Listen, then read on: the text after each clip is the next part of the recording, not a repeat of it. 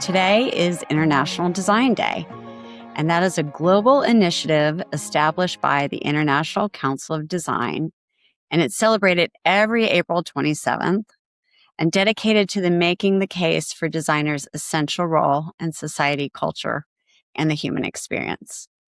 So for 2026, this year's International Design theme, The Spaces in Between, is hosted by the Society for Experiential Graphic Design, known as SEGD, and it's inviting designers to focus on these thresholds where ideas become experiences, where individuals become communities, and where design shapes how we belong, relate, and coexist.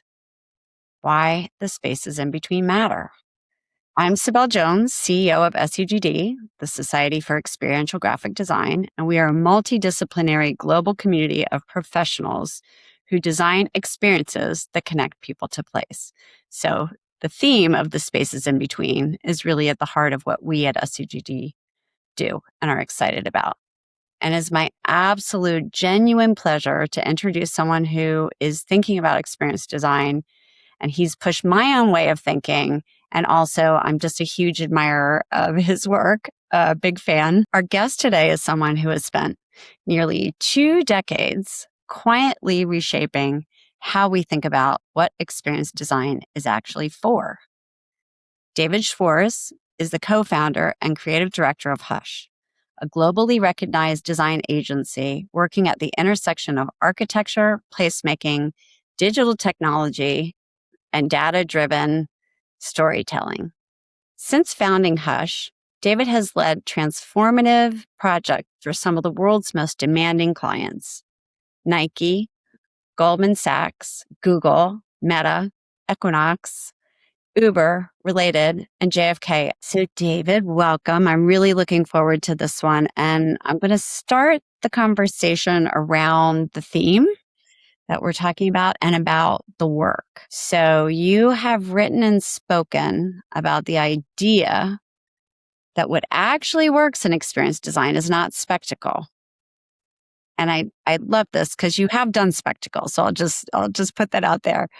But it is the careful calibration of time, emotion, and value.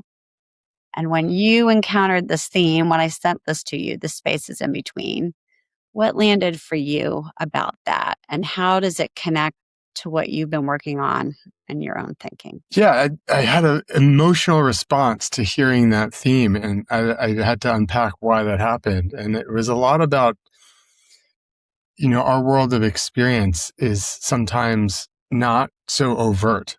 And it's a lot about what's unsaid or undone. It's not like what fills everything. What was interesting to me is I thought as a practice, we have these other practices that are sort of tangential to our offering, right?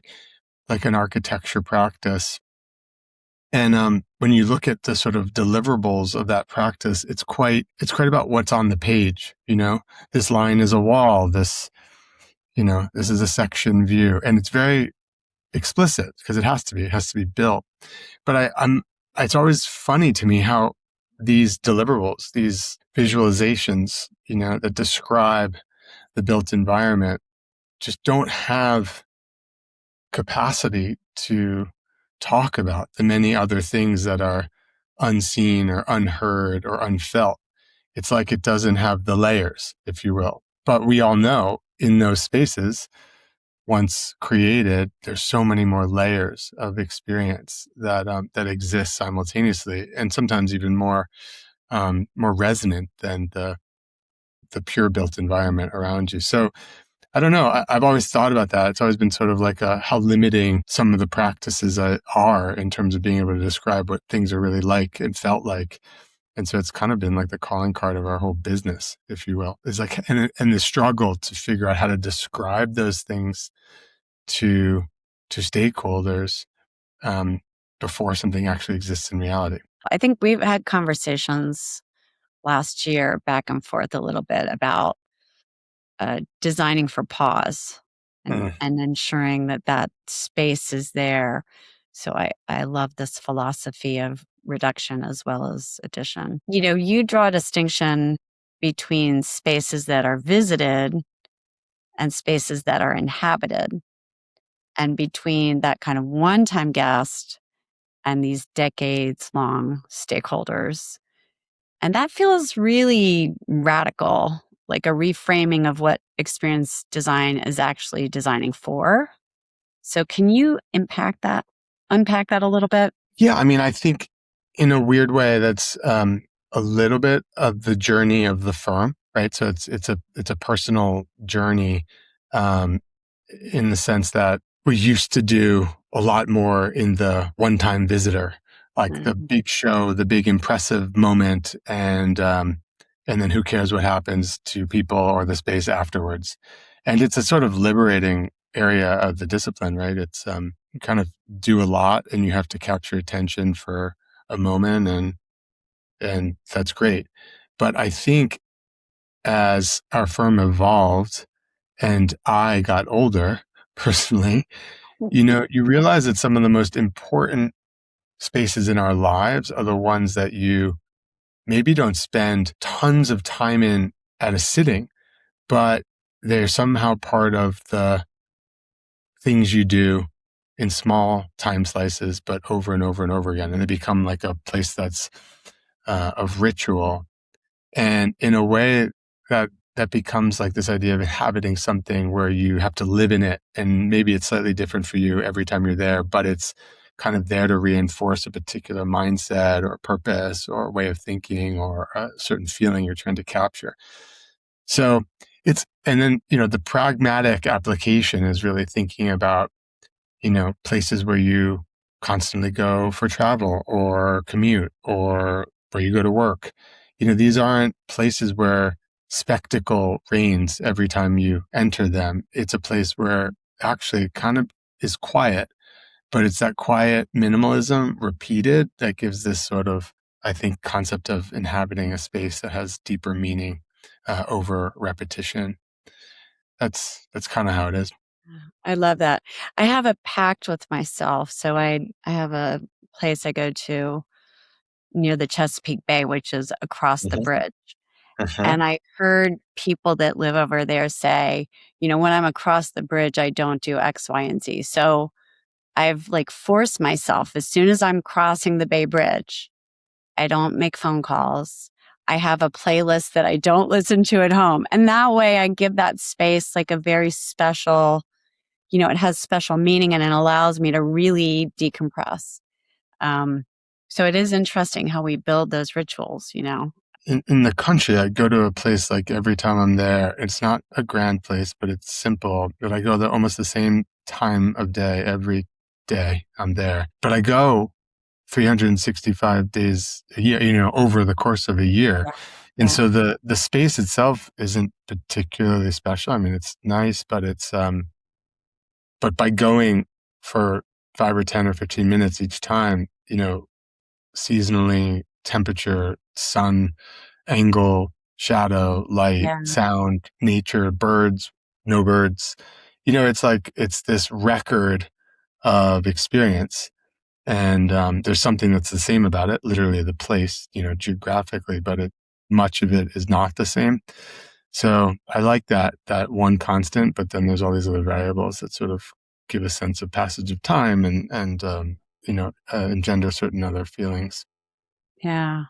Well, so let's lean into that a little bit more because you've been talking a lot just in your profession about ritual and and that repetition and this long arc of design. So let's talk about designing rituals rather than moments. Behavioral patterns that compound in value over time. I think you were already leaning into that. And this is a very different success metric than most clients are asking for. They're always asking for the wow. So, how do you bring clients along to think that way? And where does that conversation still fall short? Yeah, I think what you're getting at is something I'm a little bit jealous of, actually, I have to say. There's a sort of easy is not the right word, but very direct and quantifiable outcome when something is loud and time bound and once. And so we have a lot of quantifiable methods for capturing the value of an experience like that. I don't know, ticket sales, conversations after, food and Social beverage, media. social media, right? And it's like, it's a pretty solid business model without a lot of hand waving, you know? You either sell out a lot or you don't. And, there's all sorts of other like really transactional KPIs to look at. We do some of that, but most of what we do is in a much more layered and I think nuanced value proposition. And in order to see the value of that proposition, you have to kind of have the endurance to see things over months, years, etc. And clients often don't have the stamina to want to observe and record and measure at that scale. And that has a lot to do with turnover of leadership and things like that. If their era and time as part of an organization is shorter than the time spent to measure it, there's a misalignment of interest. But, on some level, depending on the space typologies we're talking about, like airports or transit places or mixed use developments where people are studying or innovating or doing research or even workplace, where people are coming back over and over and over again, I think there's an understanding that spectacle probably isn't wonderful in those environments, maybe at key moments or big events.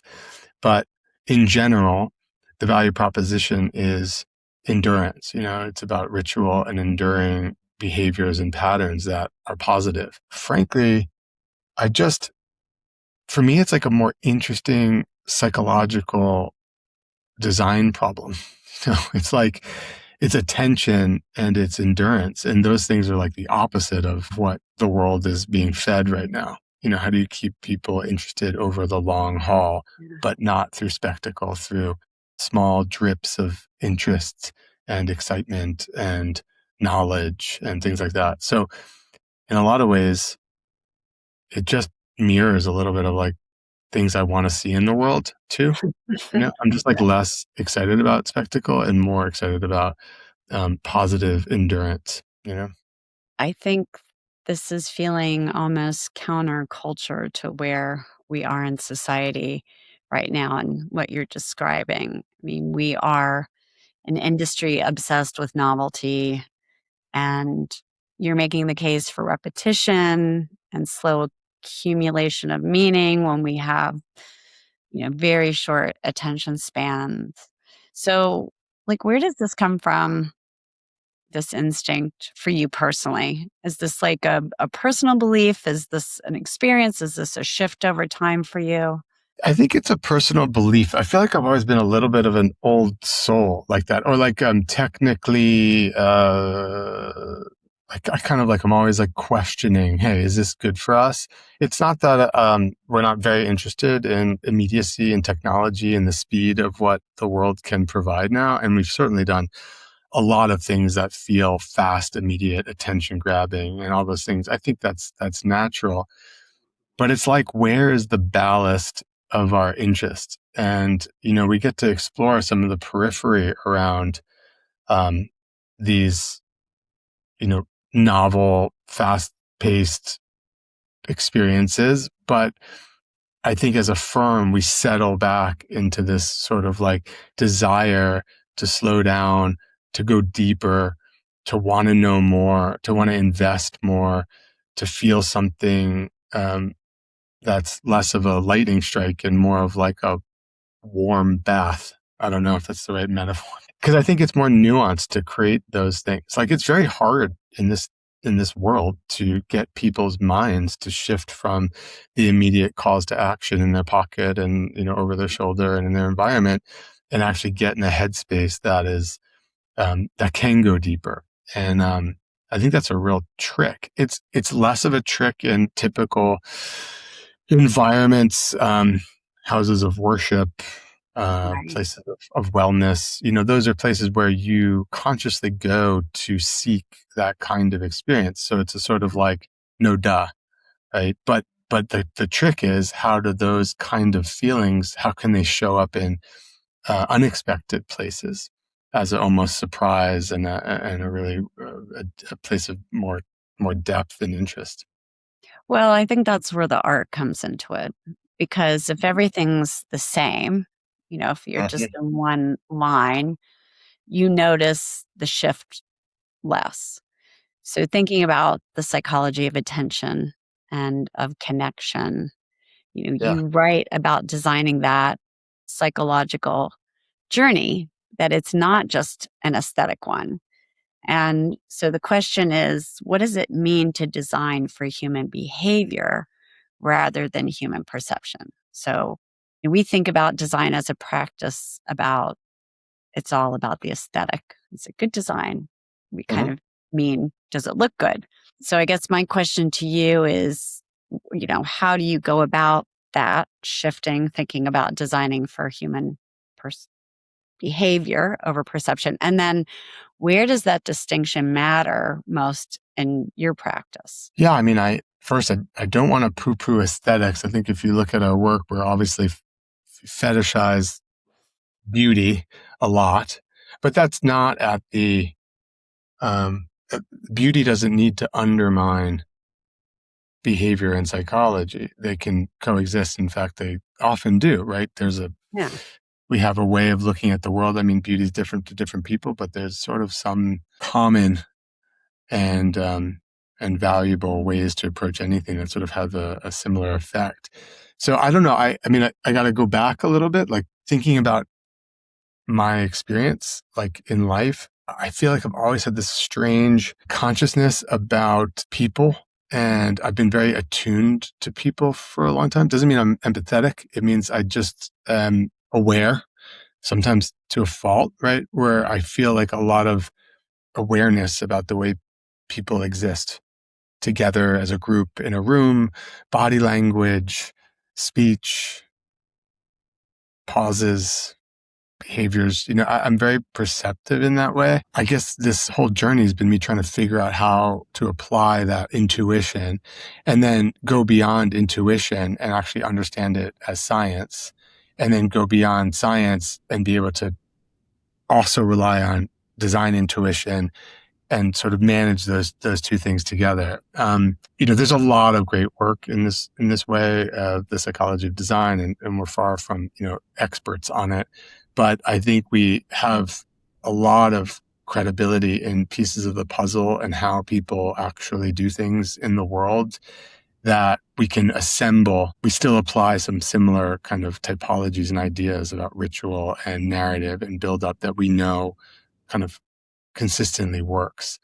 I was thinking back, we do, God, for decades now, we've done a creative jam at the studio every Wednesday from 10 to 11. It's not every Wednesday, that would be I've exhausting, but never been invited.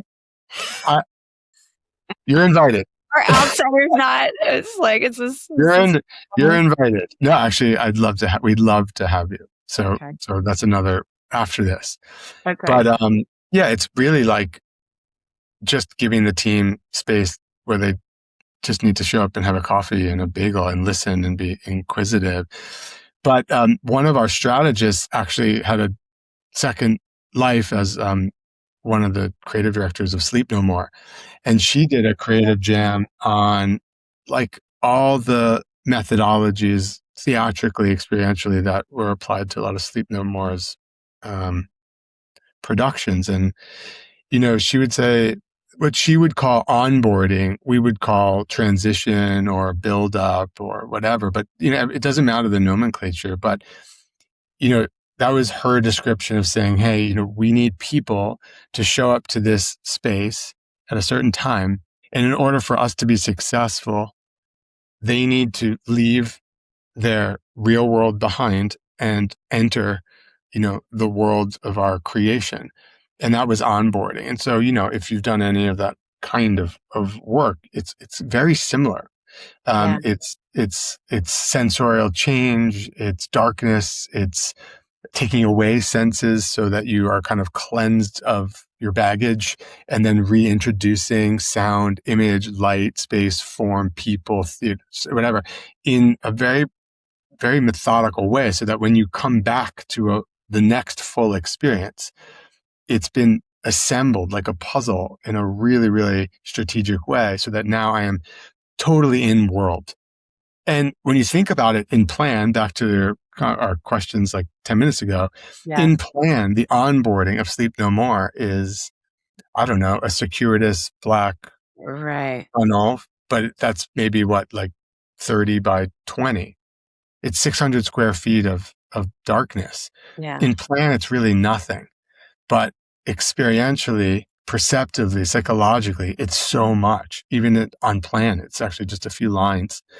And so I think that's one kind of psychological trick. But you see that applied to retail. You see that applied to, I don't know, a lounge at an airport. You see that applied to, a corporate lobby, right? Generally, the folks designing that stuff don't use this language. It's Yeah. a foreign language to them, but it's a real one. And so I think part of what we're just doing at the company, again, like as an amalgam of lots of different inputs and inspiration, is collecting these things, whatever their terms are, and figuring out how to put the puzzle pieces together for whatever project we're doing with intuition, but also with, a lot of repeated data that shows that this is the way people react and behave and feel when you do these things. No, it's why I love the field of experience design. I mean, it's the difference of coming into Amtrak, Penn Station Mm. before, where you felt like you were just entering a chaotic, left behind underworld.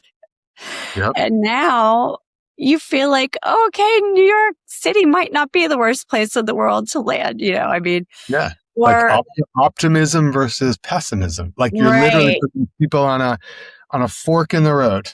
Yeah. Yeah. And healthcare now. Like I was in a conversation with a designer about, you have an emergency space of a hospital and you might have a mom about to come and deliver her first child.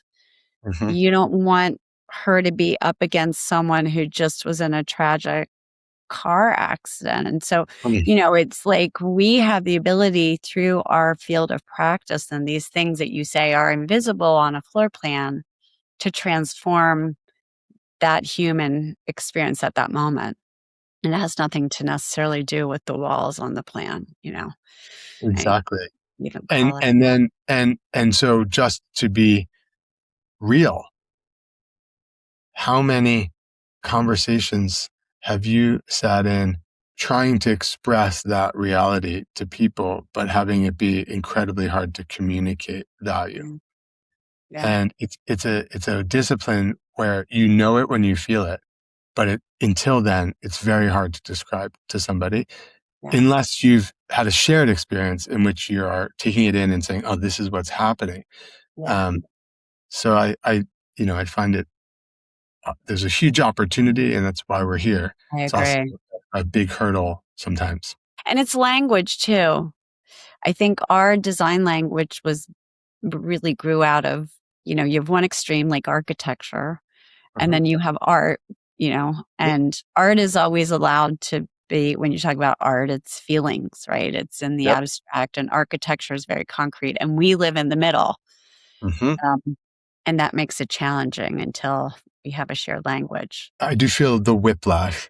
There's a whiplash in the industry, and it's so much about what kind of room you're in, with whom, and who are the stakeholders, and what is their language and preferred language. And I feel like on our best days as a firm and as just creative people, you can modulate between um, the pragmatism of architecture, the specificity of technology, the expansiveness and feeling of the fine art world, and we can move around and be okay with moving around. I love that. The worst of days are when it's intended to be feeling and expression, but it's put through the grinder of X plus Y equals Z. And you're like, okay, we want to get there. We want to have value. We're all about ROI. I mean, if you're going to pay Yeah. us X, you should get 10X, but it can be complicated.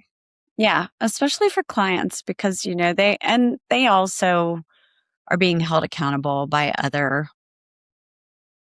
elements that they think need to be concretized to validate, Yeah.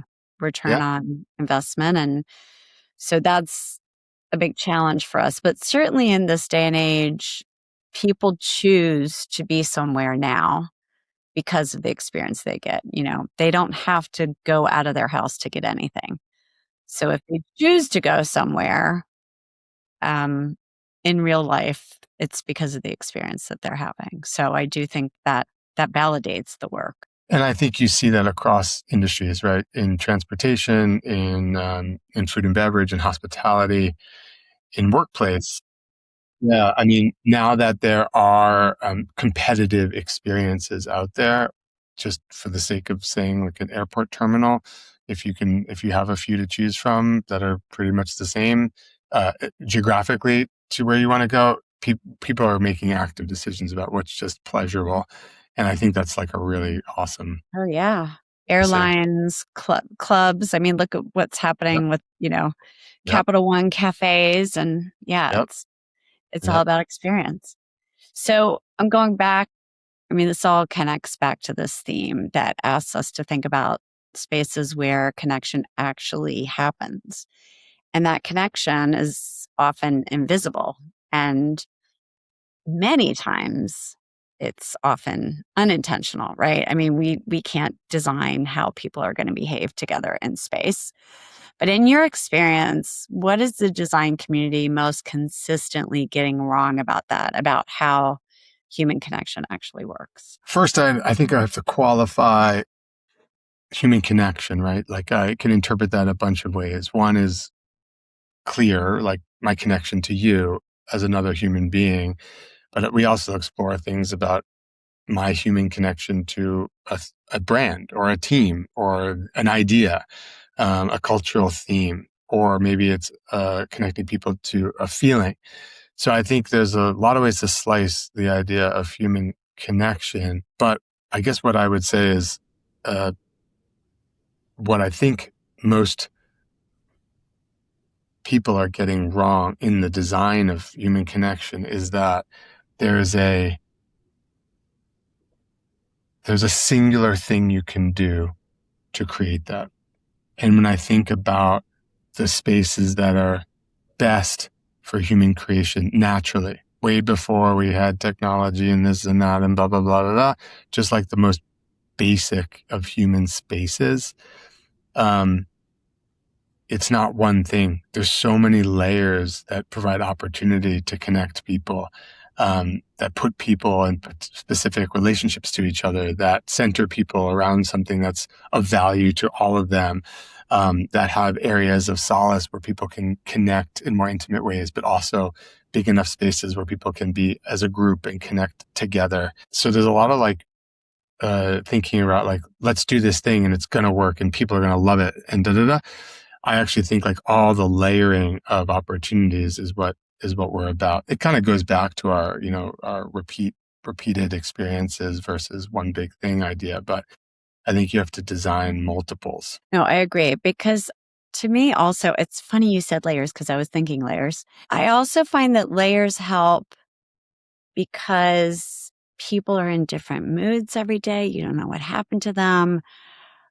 They come in by themselves or they come in with a grumpy spouse and a cranky kid. Like all of those conditions are evolving, 24/7. And so the layers give the opportunity for different kinds for what the use case is and situational, changes, right? It is. I'm reading a lot of different books right now that reinforce that idea that I have no idea what anyone's going through, but have to be open to the possibility that it's anything. You were talking a bit about scale and the Mhm. scale that you work in. So thinking about like big scale airports and headquarters and urban developments that'll shape how millions of people move through the world for decades even. That's a big responsibility. Like how do you hold that weight and how does that at all change the way that you think about those particular design projects? It's a great question, but I think it's like, I don't know, like the analogy might be someone who's competitive, which I also am. When you're, I think if you ever watched the Michael Jordan documentary Yeah. some years ago, I think there's a scene where there's like a game that's happening in like the locker room, like right before a game where like they're throwing change. They're trying to like bounce like a penny off of the wall and get it in like a cup. And it's like something so stupid and trivial, but he's like trying to win, like with the same intensity as he's going to play on the court.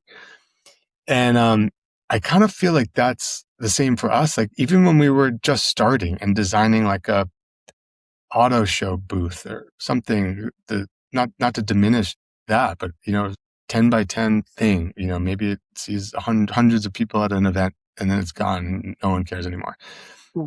I think we approached it with like the same, I don't know, this is a big deal. Like it has to be right.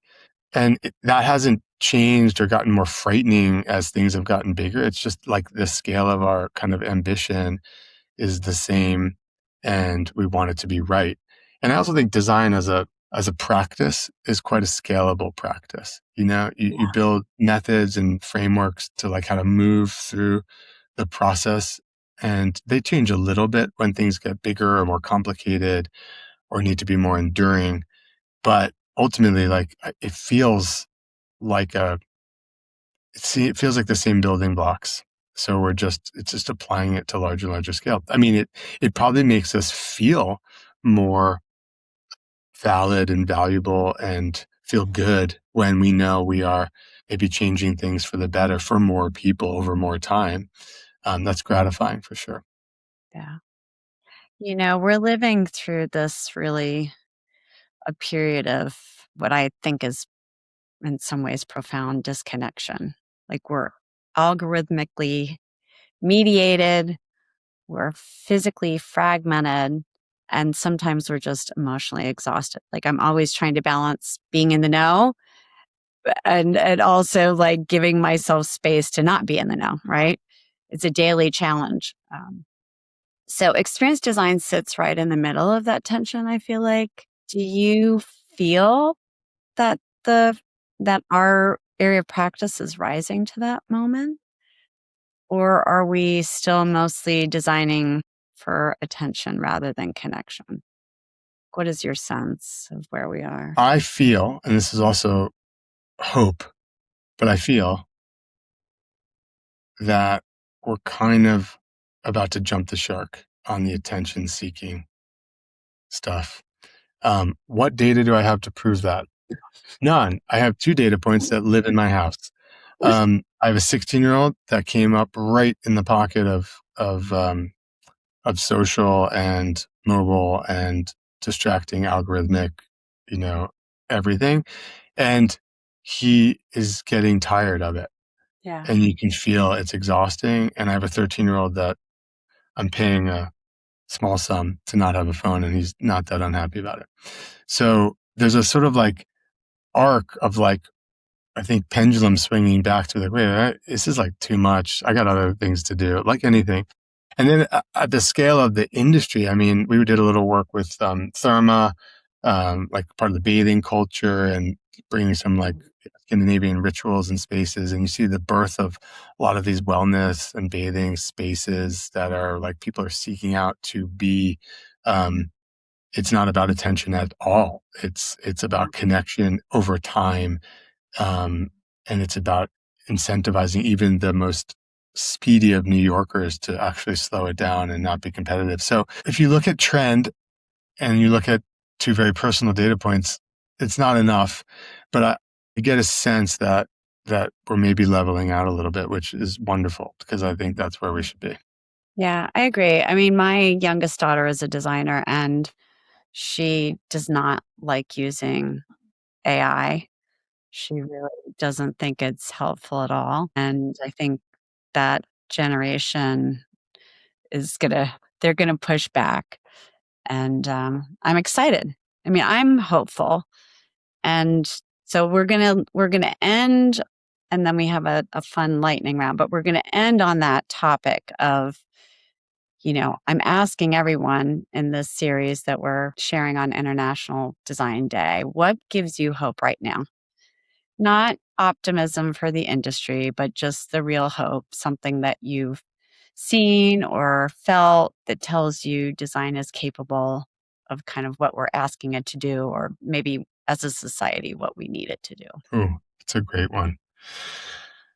Well, I'm going to keep it small because I actually think hope doesn't have to exist in the grandest of scales. I actually think sometimes small scale can be the places where you feel, oh, that's really wonderful. That's the purpose of design. So I'm just going to pull from like 24 hours ago, and it's something no one will know. But in my neighborhood here in Brooklyn, there was a little park intervention done and some beautiful permanent furniture inserted into a little pocket park. And one of the insertions was like a beautiful bench, circular bench that went all the way around this central tree. And I got to find out who did it, but there's a little bit of wiggle in the bench. And when you sit on it, it just creates a community kind of thing. Because when I sit down, my ripples around the bench and gives you a little wave, like we're all on a boat together. And it's just fascinatingly simple, but it does exactly what it's supposed to do while providing an awesome function. And then, of course, like any good design, it works at the thresholds too. So what's the threshold? When a 6-year-old decides to make it a running track and runs around it and springy and, And it's just going back and forth. Making a crazy sound and it's bouncy and it's just awesome. And so I thought about why I would say that. It's just, sometimes design just works. And I gotta say, like, that's like a 5-minute beautiful, hopeful thing that if you could translate that to 1,000x size, you would be delivering really valuable things to the earth.